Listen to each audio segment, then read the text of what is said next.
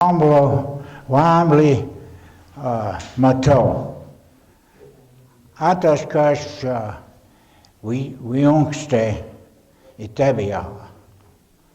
Pilamaye. For all of those who don't speak American, I said, I am Mato Wambly,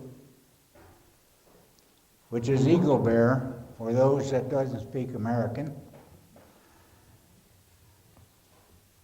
And I come from the Cheyenne River Indian Reservation.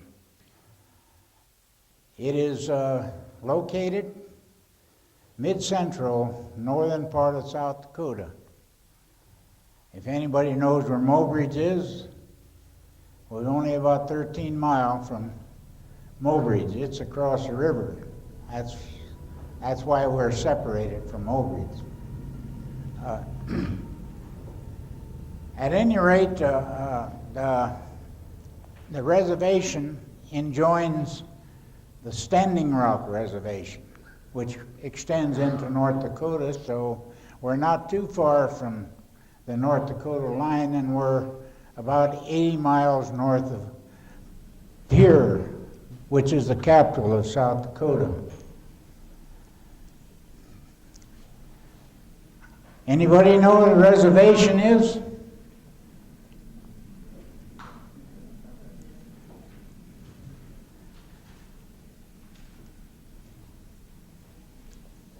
You are lucky. If you don't know what a reservation is, you are very fortunate.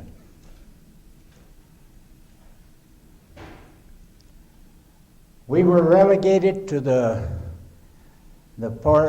this reservation near the Cheyenne River, so they became the Cheyenne River Sioux tribe. I am Lakota, Hunkapappa. We were Lakota Hunkapappas for centuries. Then the United States government come along, put us on a reservation and called us Sioux. That's derogatory. Sioux means little snake.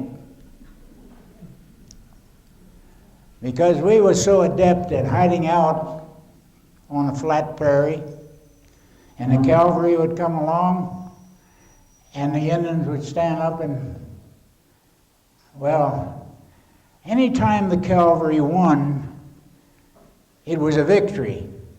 Anytime the Indians won, it was a massacre.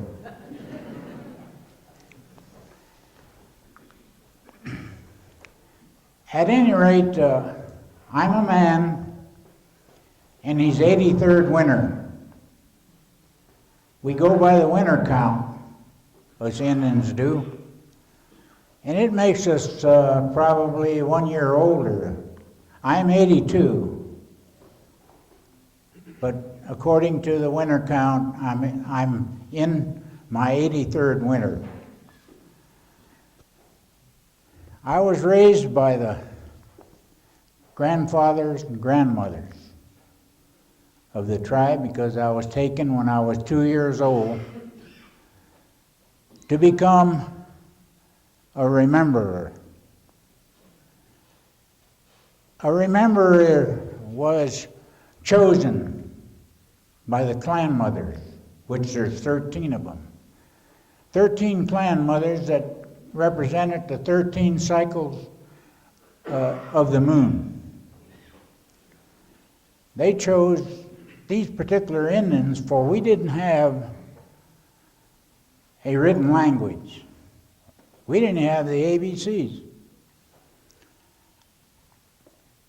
And so everything was done, passed down for centuries orally.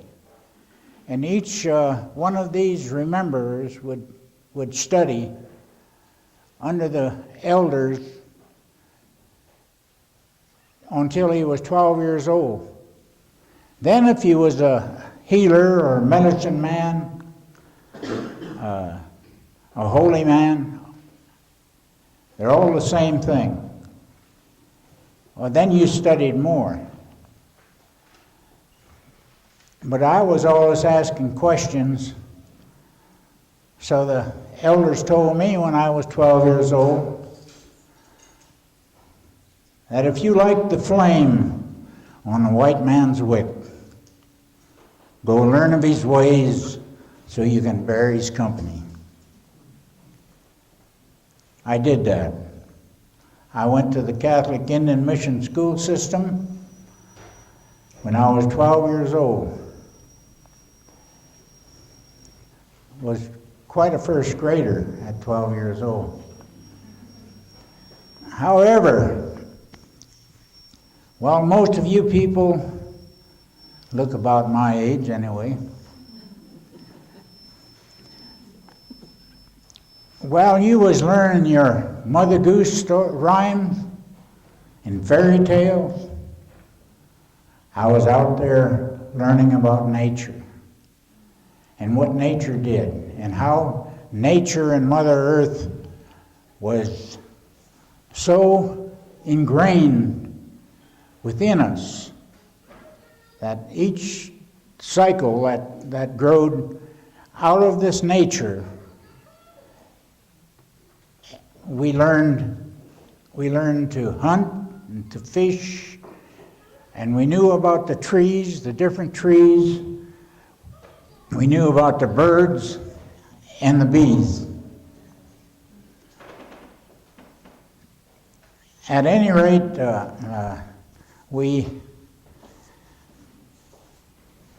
it was in a very strenuous and strict, we were relegated to running for any punishment that we had. We had to run.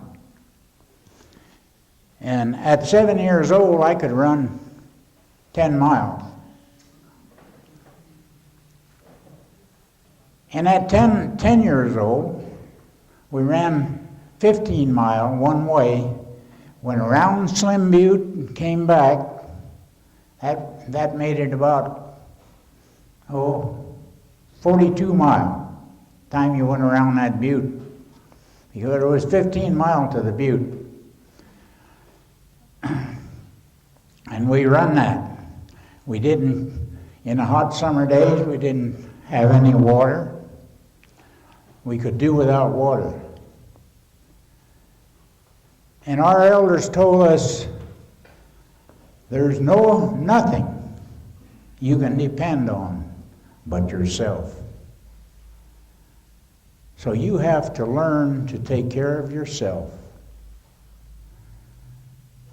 At this 7-year-old, I was tasked to go out and get a tuft off of a white-tailed deer.